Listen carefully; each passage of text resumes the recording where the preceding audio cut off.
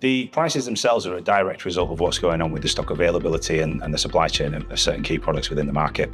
The rise of the AI requirements and data center growth has really driven a huge spike in demand for certain components such as DRAM and NAND, and that's having a direct knock-on effect on the availability of those products for use in other key lines that we might use, such as laptops, desktops, servers, storage, that kind of thing.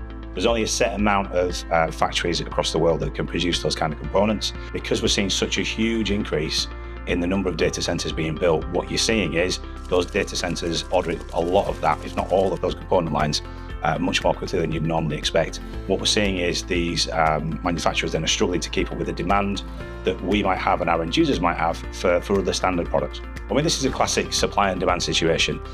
What we're seeing at the moment is the manufacturers of the actual components themselves have started to drive their prices up because they're looking to increase their production.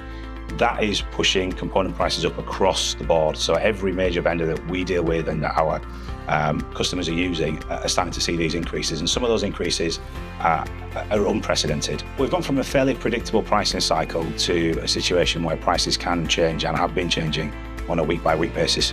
If it's got a chip in it, then you can expect the price to start to increase if it hasn't already. Initially, when we first started having these conversations, it was put out there that this would be throughout 2026. We're obviously quite a way through 2026 now. It's being now touted as middle of 2027, maybe even longer. Be mindful that this is not something that's going to go away very quickly. It's being described as a structural shift in how the industry is put together, as opposed to a short-term reaction to a supply chain issue.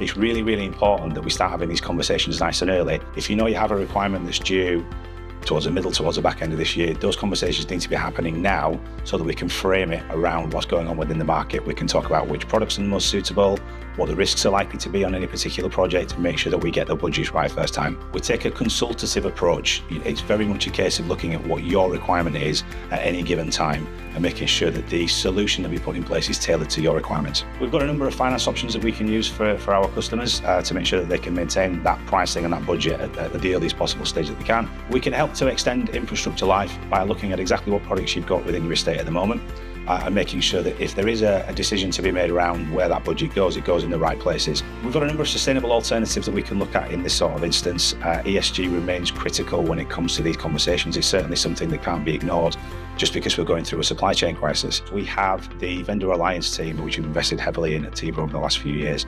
The vendor team is uniquely positioned to support our customers when it comes to engaging with the right contacts within those vendors at the right times. Memory has always been a critical component, but it's always just been a component part. It's quickly become the defining part of the conversation when it comes to price and stock availability.